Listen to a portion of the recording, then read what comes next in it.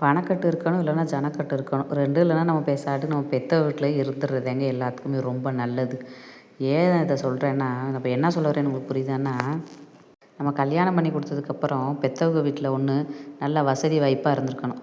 அப்படி இல்லைங்களா, 4 சித்தப்பா, பெரியப்பா, அங்காளி, பங்காளி, மாமன், மச்சினைங்கன்னு நல்ல பெரிய சனக்கட்டுகளோடு இருந்திருக்கணும். அப்படி இருந்து வந்தாதே நம்ம கல்யாணம் பண்ணிட்டு வந்த வீட்டில் நமக்கான மரியாதை இருக்கும். ஏன் நான் அதை சொல்ல வர்றேன்னா, என் ஃப்ரெண்டு ஒரு பொண்ணு தஞ்சாவூர்கார பொண்ணு. நாங்கள் சென்னையில் வேலை பார்க்கும்போது 2 பேரும் ஃப்ரெண்டு. அந்த பொண்ணு நேற்று ஃபோன் பண்ணியிருந்துச்சு பாருங்கள். ஃபோன் பண்ணிவிட்டு ஒரே புலம்பலா புலம்புறா. என்னான்னு பார்த்தீங்கன்னா, அவளுக்கு கல்யாணம் ஆகி ஒரு 6 வருஷம் இருக்குங்க. அதுக்கப்புறம் அவங்க வீட்டில் கல்யாணம் பண்ணவங்க வீட்டில் அவள் மூத்த தாரத்து பொண்டாட்டி 2 பேர் பையங்க. அது 2வது தாரத்து பொண்டாட்டிக்கு 2வது தாரத்து பையனுக்கு இப்போ ஒரு 6 மாதத்துக்கு முன்னாடி கல்யாணம் ஆச்சுங்க. அந்த பொண்ணு வீட்டில் பார்த்தீங்கன்னா நல்லா வசதியான குடும்பம். ஏதோ ஒரு கட்சியில் இருக்காங்க போல். அந்த மாதிரி நல்லா வசதியான குடும்பத்துக்காரவங்க. இந்த பொண்ணு என் ஃப்ரெண்டு பார்த்திங்கன்னா பெரிய வசதியெல்லாம் இல்லை, ஒரு ஆவரேஜான சும்மா ஏதோ மிடில் கிளாஸ் ஃபேமிலியோடு உள்ளவங்கனே. சரின்னு சொல்லிட்டு கல்யாணம் பண்ணி கொடுத்துட்டாங்க பார்த்துக்கோங்க. அந்த பொண்ணு அப்போ இருந்து நல்லா வீட்டு வேலையெல்லாம் நல்லா பார்க்கும் வைக்குந்தேன். அதெல்லாம் ஒன்றும் ஒரு பையன் ஒன்று பொண்ணு ஒன்று இருக்குது.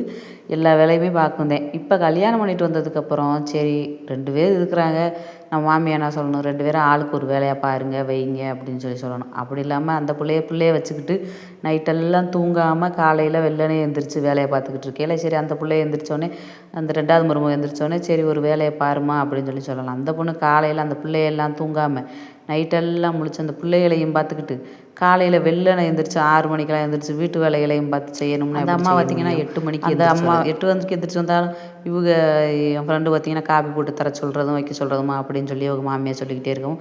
அந்த பிள்ளையும் சொல்லி பார்த்துருக்கு, வீட்டுக்கார்ட்டையும் சொல்லி பார்த்துருக்கு.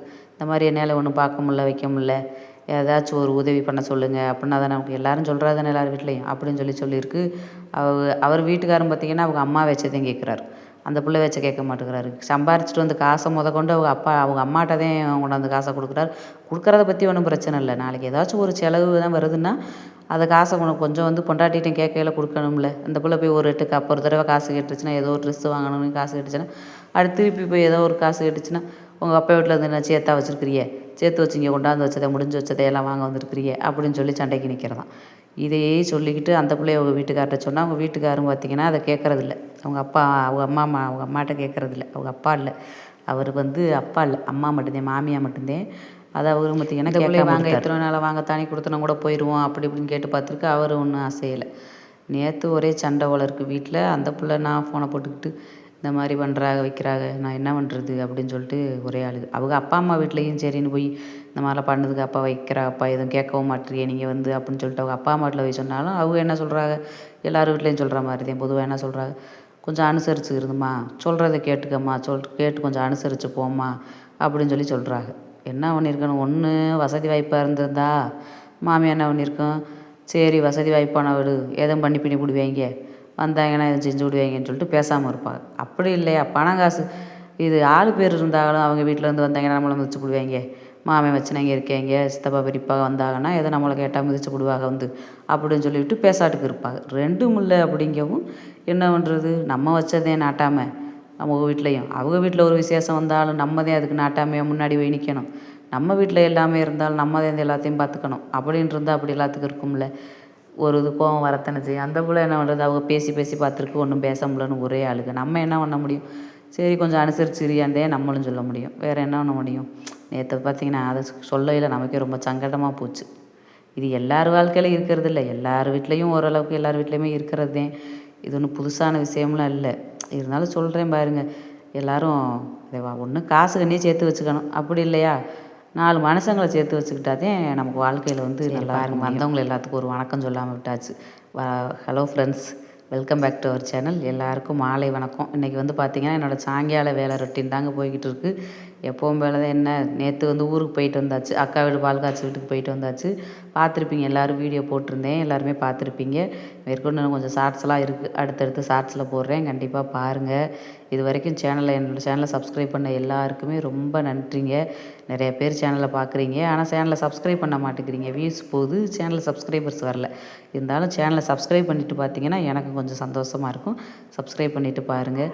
அப்புறம் என்னங்க தம்பி வேலையெல்லாம் முடிச்சாச்சு. காலைல கொஞ்சம் வெளியிலலாம் பார்த்திங்கன்னா தூசியாக கிடந்துச்சு. 2 நாள் வீட்டில் இருந்தோடனே ஒரே காற்று. வீடு வந்து தனியாக இருக்குதுங்களே, அதனால ஒரே காற்று அடிக்கும். வீடு அம்புட்டும் தூசி. சரின்ட்டு வீட்டை மனுக்குள்ளே வெளியில் மட்டும் கழுவி விடுவோம் அப்படின்னு சொல்லிட்டு வெளியில் மட்டும் எனக்குள்ளே போட்டிக்கோ கழுவி விட்டுட்டு அவனுக்கு டீயை கொஞ்சத்தை போட்டு கொடுத்துட்டு, சரி நாளைக்கு திங்கக்கிழமை ஸ்கூலு திறந்துருவாங்க.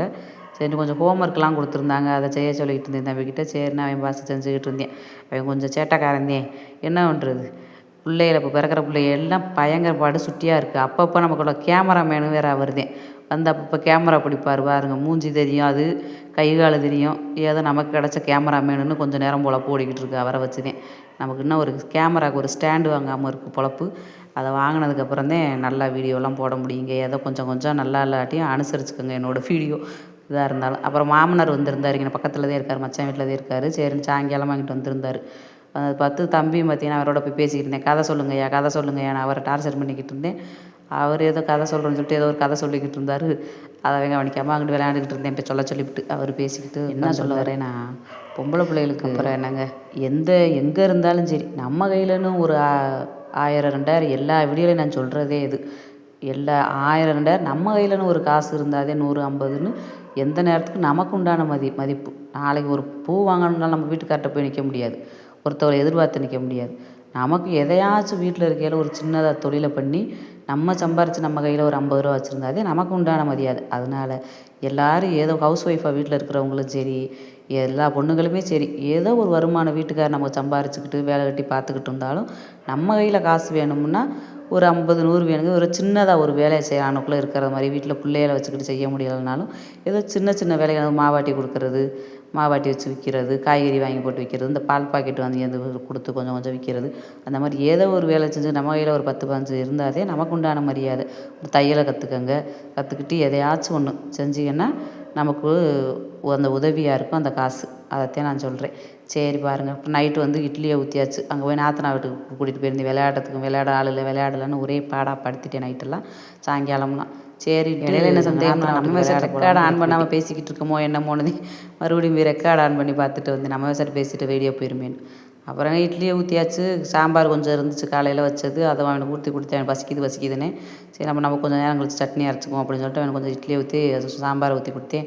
அவன் கையை கழுவிட்டு வந்து சாப்பிட ஆரம்பிச்சிட்டார். சரிங்க, இந்த வீடியோ உங்களுக்கு பிடிச்சிருந்துச்சுன்னா மறக்காமல் சேனலை சப்ஸ்கிரைப் பண்ணுங்கள். அடுத்தடுத்து வர்ற வீடியோவை மறக்காமல் பார்த்து ஒரு லைக்கை போட்டு விடுங்க. பாய்ங்க.